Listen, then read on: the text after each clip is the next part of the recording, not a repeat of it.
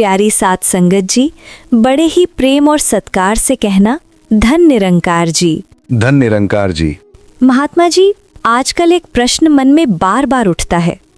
हम सुनते हैं कि परमात्मा को पाना बहुत कठिन नहीं बल्कि सहज है। कहा जाता है कि गृहस्थ में रहकर परिवार संभालते हुए रोजमर्रा की जिम्मेदारियों के बीच भी प्रभु से जुड़ा जा सकता है।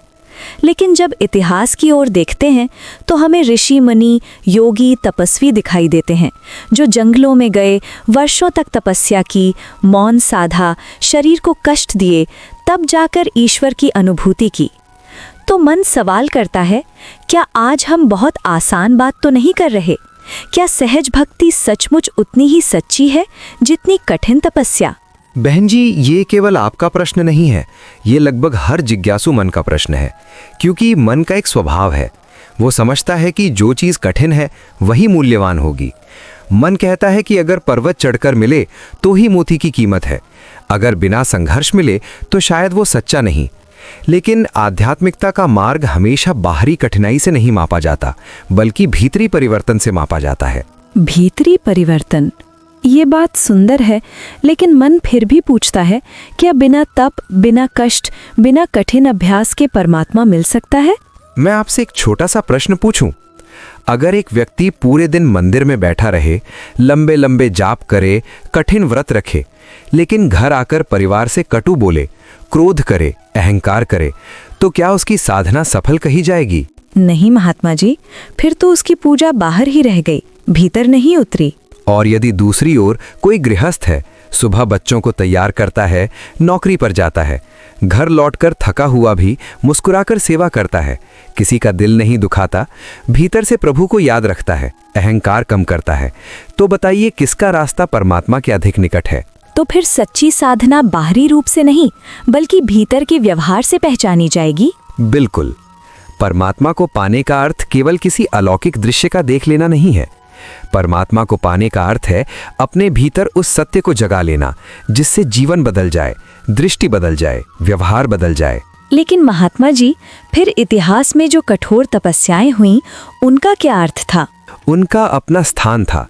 कुछ साधकों के लिए वो मार्ग उचित रहा होगा, लेकिन हर युग में संतों ने ये भी बताया कि केवल शरीर को कष्ट देने से आत्मा प्रकाशित नहीं हो जाती। देखिए, एक बहुत सरल उदाहरण है। अगर किसी कमरे की खिड़की बंद हो और अंदर अंधेरा हो, तो आप कमरे की दीवारों पर कितना भी प्रहार कर लें, अंधेरा नहीं जाएगा। अंधेरा तब जाएगा जब खिड़की खुल जाएगी और प्रकाश भीतर आएगा। इसी तरह केवल कठिनाई सह लेने से सत्य नहीं मिलता। सत्य तब मिलता है जब अहंकार की खिड़की खुलती है और प्रभु का प्रकाश भीतर आता है। तो कठिनाई से ज्यादा जरूरी है खुलापन। हाँ, और एक बात और, कई बार मन कठिन साधना इसलिए पसंद करता है क्योंकि उसमें एक छिपा हुआ गर्व मिलता है। वो कहता है, देखो मैंने इतना किया, मैंने इतनी तपस्या की, मैं साधारण लोगों जैसा नहीं हूँ। और जैसे ही मैं खड़ा हो गया, परमात्मा दूर हो गया। मतलब कठिन साधना भी अहंकार का कारण बन सकती है। बिल्कुल। और सहज भक्ति का सार ही यही है कि ये मैं को धीरे धीरे गलाती है। क्या इसे कोई कहानी से समझाया जा सकता है? हाँ, एक बहुत सुंदर दृष्टांत है। एक बार एक राजा था। उसने सुना कि उसके राज्य में एक महान संत आए हैं। राजा ने सोचा, मैं उनके लिए भव्य स्वागत करूंगा। सोने की थाली, चांदी का आसन, कीमती वस्त्र, सुगंधित फूल, सबकी व्यवस्था की गई।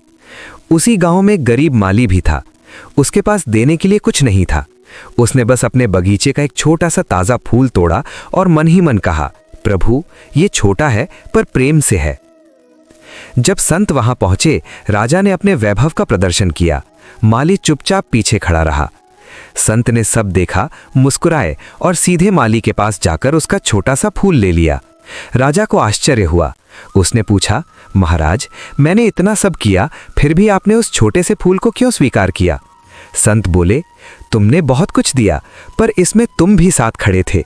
इसने बहुत थोड़ा दिया, पर इसमें ये स्वयं नहीं था, केवल प्रेम था। वाह, इसका अर्थ है कि परमात्मा वस्तु का नहीं, भाव का भूखा है। ठीक यही। इसलिए सहज भक्ति में बाहरी भव्यता नहीं, बल्कि भीतरी सच्चाई महत्वपूर्ण है। महात्मा जी, एक और बात मन में आती है। कई लोग कहते हैं कि गृहस्थ जीवन तो उलझनों से भरा है, रिश्ते, जिम्मेदारियां, पैसे की चिंता, बच्चों की चिंता, समाज की अपेक्षाएं। ऐसे में मन शांत कैसे रहेगा? क्या गृहस्थ जीवन परमात्मा से दूर नहीं ले जाता? बहन जी, गृहस्थ जीवन बाधा नहीं है, असचेतन जीवन बाधा है। घर, परिवार, काम, जिम्मेदारियां, ये सब अपने आप में आध्यात्मिकता के विरोधी नहीं है। समस्या तब होती है जब हम इन सब में फंस जाते हैं और मूल को भूल जाते हैं। एक बहुत सरल उदाहरण लें। कमल का फूल पानी में रहता है, लेकिन पानी उसके ऊपर टिकता नहीं। इसी तरह गृहस्थ में रहो, लेकिन भीतर लिप्त मत हो जाओ। जिम्मेदारियां निभाओ, लेकिन पहचान ये रखो कि सब कुछ उसी का दिया हुआ है, उसी में चल रहा है। ये सुनने में सुंदर है, पर व्यवहार में कठिन लगता है। व्यवहार में कठिन इसलिए लगता है क्योंकि हम काम करते समय परमात्मा को अलग कर देते हैं। हम सोचते हैं भक्ति सिर्फ सत्संग में होगी, सिमरन सिर्फ सुबह होगा, सेवा सिर्फ किसी कार्यक्रम में होगी। जबकि सच्चाई ये है कि अगर दृष्टि बदल जाए तो रसोई भी सेवा बन सकती है, नौकरी भी इबादत बन सकती है, बच्चों की देखभाल भी भक्ति बन सकती है। कैसे? अगर माँ रसोई बनाते हुए ये भाव रखे कि ये मेरे परिवार के रूप में बैठे परमात्मा के अंशों की सेवा है, तो वही रसोई भक्ति बन जाती है। अगर पिता कमाकर लाते समय ये भाव रखे कि मैं ईमानदारी से उस व्यवस्था को निभा रहा हूँ जो प्रभु ने मुझे दी है, तो वही कर्म पूजा बन जाता है। अगर कोई व्यक्ति थकान के बावजूद मुस्कुराकर घर वालों से प्रेम से बोले, तो वो शब्द भी सिमरन बन जाते हैं।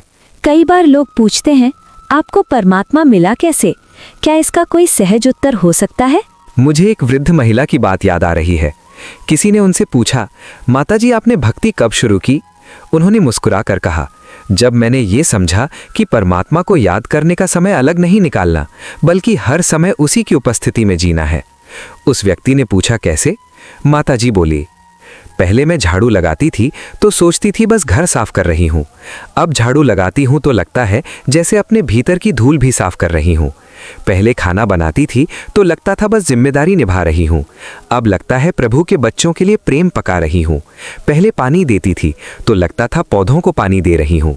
अब लगता है जीवन को सींच रही हूँ। देखिए, बाहरी काम वही रहे, पर भाव बदल गया, और जहाँ भाव बदल गया वहीं जीवन आध्यात्मिक हो गया। तो भक्ति का अर्थ काम छोड़ना नहीं, काम में चेतना जोड़ना है। बहुत सुंदर, बिल्कुल यही। लेकिन महात्मा जी, सबसे बड़ी परेशानी तो मन है। जब हम सिमरन करना चाहते हैं, मन इधर उधर भागता है। जब सत्संग सुनना चाहते हैं, मन किसी और चिंता में चला जाता है। जब शांति चाहिए होती है, मन पुरानी बातों और भविष्य की आशंकाओं में उलझ जाता है। तो इस मन को कैसे संभालें? मन को जीतना नहीं है, मन को दिशा देनी है। मन एक छोटे बच्चे जैसा है। अगर आप उसे जोर से पकड़ेंगे तो वो और उछलेगा। अगर प्रेम से उसका हाथ पकड़ेंगे तो धीरे धीरे साथ चलने लगेगा। तो मन को दबाना नहीं, समझाना है। हाँ, और सिमरन का यही कार्य है। सिमरन मन पर डंडा नहीं चलाता, सिमरन मन को घर लौटने का रास्ता दिखाता है। एक उदाहरण देखिए। मान लीजिए एक तालाब है। अगर पानी में लगातार पत्थर फेंके जाएं तो सतह पर लहरें ही लहरें रहेंगी। उसमें चांद का प्रतिबिंब साफ नहीं दिखेगा। लेकिन जैसे ही पत्थर फेंकना बंद होगा, पानी शांत होगा और चांद का प्रतिबिंब अपने आप प्रकट हो जाएगा। परमात्मा चांद की तरह सदैव है। मन की हलचलें पत्थरों की तरह हैं। सिमरन उन पत्थरों को रोक देता है। तो शांति बनाई नहीं जाती, बस बाधाएं हटाई जाती हैं। जी हाँ, और यही सहज मार्ग है। क्या कोई ऐसा उदाहरण है जहाँ कोई बहुत व्यस्त गृहस्थ भी प्रभु से जुड़ गया हो? हाँ, एक व्यापारी की कथा सुनिए। वो बहुत व्यस्त रहता था। सुबह दुकान, दिन भर हिसाब, शाम को बाजार, रात को चिंता। एक दिन उसने एक संत से कहा, महाराज, मैं भक्ति करना चाहता हूँ, पर मेरे पास समय ही नहीं है। संत ने उससे पूछा, तुम सांस लेने के लिए समय निकालते हो? वो बोला, नहीं, वो तो अपने आप चलती है। संत मुस्कुराए, बस भक्ति भी ऐसी ही होनी चाहिए। अलग से बोझ बन जाए तो टिकेगी नहीं। सांस की तरह जीवन में घुल जाए तो कभी छूटेगी नहीं। व्यापारी ने पूछा, फिर मैं क्या करूं? संत ने कहा, सुबह दुकान खोलते समय 2 पल कृतज्ञता से भर जाओ। किसी ग्राहक से बात करो तो याद रखो कि सामने भी वही चेतना बैठी है। कमाई करो तो ईमान से करो। नुकसान हो तो टूटो मत, लाभ हो तो फूलो मत। रात को सोते समय पूछो, आज मैंने किसी का दिल दुखाया या किसी को राहत दी? कुछ महीनों बाद वही व्यापारी बदल गया। दुकान वही थी, हिसाब वही था, दुनिया वही थी, लेकिन मन में प्रभु की गंध बस गई। अर्थात भक्ति के लिए जीवन बदलना जरूरी नहीं, दृष्टि बदलना जरूरी है। हाँ, और यही सबसे बड़ा मोड़ है। महात्मा जी, एक बात और, कभी कभी भक्ति के मार्ग पर चलने वाले लोग भी धीरे धीरे अहंकार में आ जाते हैं। जैसे मैं ज्यादा सेवा करता हूँ, मैं ज्यादा समझता हूँ, मैं पुराना साधक हूँ, मैं नियमित हूँ। फिर ऐसे अहंकार से कैसे बचें? बहुत महत्वपूर्ण प्रश्न है। अहंकार केवल धन, पद या ज्ञान से नहीं आता। अहंकार भक्ति के नाम पर भी आ सकता है। और आध्यात्मिक अहंकार तो और भी सूक्ष्म होता है, क्योंकि वो अक्सर भक्ति का रूप पहन लेता है। एक बार दो व्यक्ति मंदिर जा रहे थे। एक कह रहा था, मैं रोज आता हूं, मैं इतना दान देता हूं, मैं इतना नियम निभाता हूं। दूसरा चुप था। पहले ने पूछा, तुम कुछ बोलते क्यों नहीं? वो बोला, मैं इसीलिए चुप हूं कि कहीं मेरे भीतर भी मैं बोलना शुरू न कर दे। देखिए, जिसने कुछ किया वो जरूरी नहीं गलत हो, लेकिन जिसने अपने किए को पकड़ लिया वही फंस गया। तो भक्ति में सबसे बड़ा खतरा मैं भक्त हूँ ये भाव भी बन सकता है। बिल्कुल। सच्ची भक्ति वो है जहां व्यक्ति स्वयं को विशेष नहीं बल्कि और अधिक विनम्र अनुभव करे। जैसे वृक्ष पर फल आता है तो डाल झुक जाती है। जिसमें सच्ची आध्यात्मिकता आती है वो और नम्र होता जाता है। बहुत लोग कहते हैं परमात्मा को महसूस करो, लेकिन ये महसूस करना क्या होता है? क्या कोई प्रकाश दिखता है, कोई आवाज आती है, कोई अलग अनुभव होता है? हर किसी का अनुभव अलग हो सकता है, लेकिन कुछ सामान्य संकेत हैं। परमात्मा को महसूस करना हमेशा किसी चमत्कार जैसा नहीं होता। कई बार वो एक गहरी शांति के रूप में आता है, कई बार क्षमा करने की शक्ति बनकर आता है, कई बार रोते हुए मन को भीतर से संभाल लेने वाली अदृश्य करुणा बनकर आता है। कई बार ये अनुभव होता है कि मैं अकेला नहीं हूँ। तो परमात्मा का अनुभव हमेशा अलौकिक नहीं, बहुत मानवीय भी हो सकता है। हाँ, जब एक माँ अपनी थकान भूलकर बच्चे को प्रेम से गले लगाती है, वहाँ भी वही है। जब कोई व्यक्ति बदले की जगह क्षमा चुनता है, वहाँ भी वही है। जब कोई दुख में भी टूटकर बिखरने के बजाय भीतर से संभल जाता है, वहाँ भी वही है। परमात्मा केवल देखने की वस्तु नहीं, जीने की उपस्थिति है। लेकिन जब जीवन में बहुत दुख हो तब परमात्मा से जुड़ना और कठिन हो जाता है। दुख के समय मन शिकायत करता है कि अगर प्रभु है तो ये सब क्यों? तब क्या करें? दुख के समय मन का डगमगाना स्वाभाविक है, लेकिन कई बार दुख ही वो दरवाजा बन जाता है जहां से मन पहली बार सच्चे अर्थों में प्रभु की ओर मुड़ता है। एक छोटे बच्चे को देखिए, जब वो खेल रहा होता है उसे माँ का ध्यान कम रहता है, लेकिन जैसे ही वो गिरता है तुरंत माँ को पुकारता है। इसी तरह सुख में मन अक्सर संसार में बह जाता है, लेकिन दुख में उसे सहारे की खोज होती है। यदि उस क्षण हम शिकायत में अटक जाएं तो दुख भारी हो जाता है। यदि उसी क्षण समर्पण में आ जाएं तो दुख मार्गदर्शक बन सकता है। समर्पण का अर्थ सिर्फ सह लेना है क्या?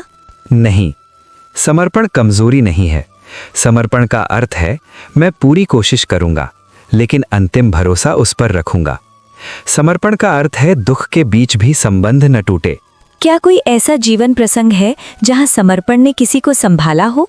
हाँ, एक माँ थी जिसने अपने बेटे को गंभीर बीमारी में महीनों अस्पताल में देखा। वो रोज रोती थी, प्रार्थना करती थी, थक जाती थी। किसी ने पूछा, तुम इतनी मजबूती से कैसे खड़ी हो?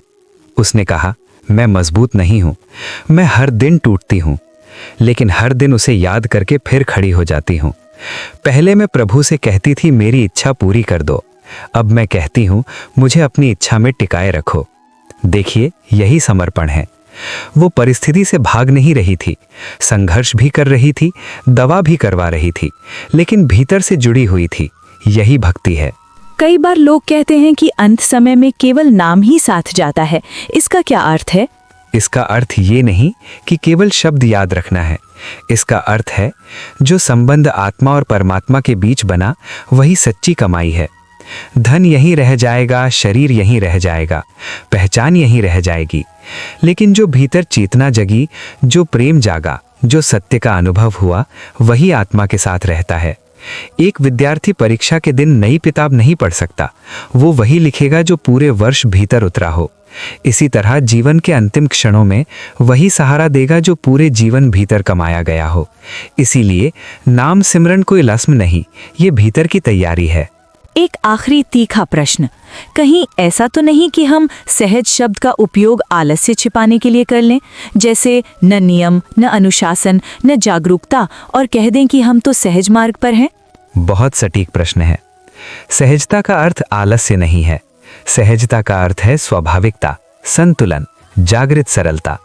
आलस्य में व्यक्ति ढीला पड़ता है, सहजता में व्यक्ति सजग रहता है। आलस्य कहता है चलो जैसे चल रहा है वैसे ही रहने दो। सहजता कहती है मैं बनावटीपन छोड़ता हूं पर सजगता नहीं छोड़ता। आलस्य में प्रयास मर जाता है, सहजता में तनाव मर जाता है।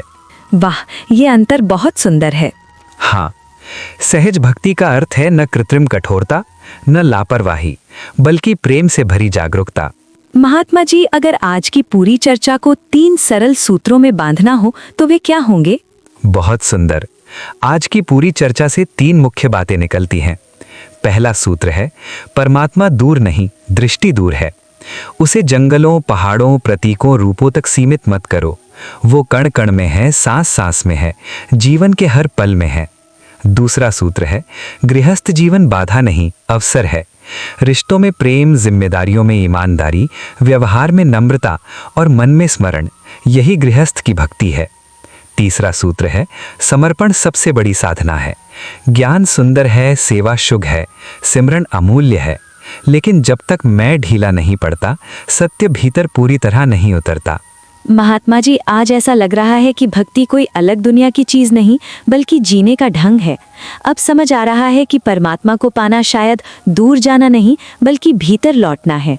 बिल्कुल बहन जी, सत्य बाहर भागने से नहीं, भीतर ठहरने से मिलता है। और जो ये ठहराव पा लेता है वो गृहस्थ में रहकर भी मुक्त हो सकता है। तो फिर हम सबके लिए संदेश यही है कि हम अपने घरों में रहें, अपने कर्तव्य निभाएं, लेकिन भीतर से जुड़े रहें। सेवा करें पर अहंकार न रखें, सिमरन करें पर दिखावा न करें, प्रेम करें पर स्वार्थ के बिना। और सबसे बढ़कर हम हर दिन ये याद रखें कि परमात्मा को पाना कोई भविष्य की घटना नहीं बल्कि वर्तमान की जागृति है। प्यारी साध संगत जी, अगर जीवन में ये समझ उतर जाए तो सचमुच दिशा बदल जाती है। आइए हम सब भी कठिन बनने की नहीं, सच्चे बनने की प्रार्थना करें। दिखने की नहीं, जुड़ने की प्रार्थना करें। पाने की नहीं, समर्पित होने की प्रार्थना करें। प्यारी साध संगत जी, प्रेम से कहना धन्य निरंकार जी। आप सबके मन में अगर इस विषय से जुड़ा कोई भी प्रश्न, शंका या जिज्ञासा उठ रही हो तो आप बिल्कुल भी संकोच न करें। निसंकोच होकर उसे कमेंट्स में ज़रूर साझा करें, क्योंकि जब मन सवाल करता है तभी समझ के नए द्वार खुलते हैं और यही जिज्ञासा हमें सत्य के और करीब ले जाती है। हम चाहते हैं कि ये संवाद केवल सुनने तक सीमित न रहे बल्कि आपके जीवन से भी जुड़े। इसीलिए जो भी बात आपके मन को छू रही हो या कहीं कोई उलझन हो, उसे लिखिए, पूछिए और मिलकर समझने की कोशिश कीजिए। हम सभी इस मार्ग पर सीखने वाले हैं और जब हम अपने प्रश्न साझा करते हैं तो न केवल हमें उत्तर मिलता है बल्कि औरों को भी मार्गदर्शन मिलता है। बस एक बात हमेशा याद रखें, अपने भीतर उस निरंकार पर विश्वास बनाए रखें। वही शक्ति हमें संभालती है, वही हर परिस्थिति में हमारे साथ खड़ी रहती है और वही हमें सही दिशा दिखाती है। प्रेम से कहना धन्य निरंकार जी।